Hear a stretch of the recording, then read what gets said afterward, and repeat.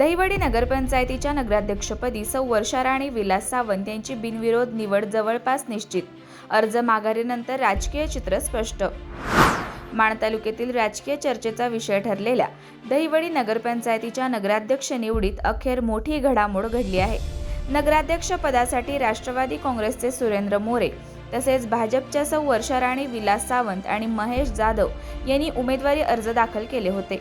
त्यामुळे ही निवडणूक चुरशीची होण्याची शक्यता व्यक्त केली जात होती आणि संपूर्ण माण तालुक्याचे लक्ष या निवडीकडे लागले होते.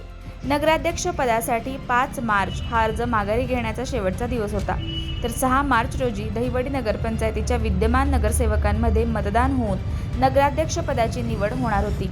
मात्र अर्ज माघारी घ्यायच्या दिवशीच राजकीय समीकरणांमध्ये मोठा बदल झाला. भाजपचे महेश जाधव आणि राष्ट्रवादी काँग्रेसचे सुरेंद्र मोरे यांनी आपले उमेदवारी अर्ज मागे घेतल्यामुळे निवडणुकीतील चुरस संपुष्टात आली. या माघारीनंतर भाजपच्या सौ वर्षा राणी विलास सावंत यांचा एकमेव अर्ज शिल्लक राहिला आहे. त्यामुळे त्यांची दहिवडी नगरपंचायतीच्या नगराध्यक्षपदी बिनविरोध निवड होणे जवळपास निश्चित मानले जात आहे. आता केवळ अधिकृत घोषणा आणि निवड प्रक्रियेची औपचारिकता बाकी असल्याचे सांगितले जात आहे. दरम्यान या घडामोडींनंतर दहिवडी शहरासह परिसरात भाजप कार्यकर्त्यांमध्ये उत्साहाचे वातावरण निर्माण झाले आहे.